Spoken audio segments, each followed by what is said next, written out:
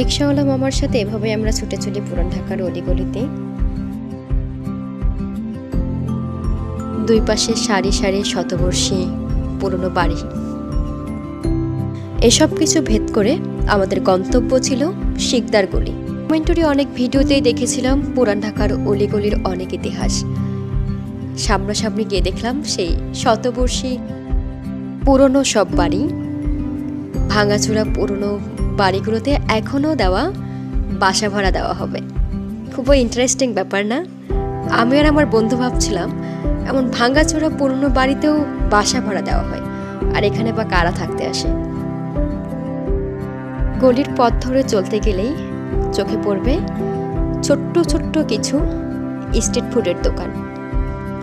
পুরান ঢাকার ট্রেডিশনাল খাবার ওই মূলত আমাদের সব খুঁজে খুঁজে খাইয়েছিল। এটি হচ্ছে পুরান ঢাকার ঐতিহ্যবাহী ডিম পুরি।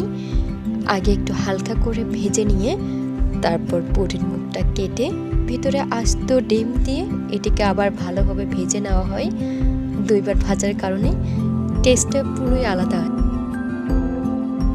পুরান ঢাকার ট্রেডিশনাল খাবার দোকানগুলোতে বেশিরভাগ দোকানে লম্বা লাইনে দাঁড়িয়ে হাতে সময় নিয়ে অপেক্ষা করে তারপর আপনি খাবার খেতে পারবেন।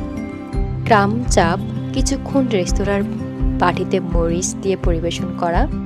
তারপর হাঁটতে হাঁটতেই দেখতে পাই খাঁটি গরুর দুধের দোকান।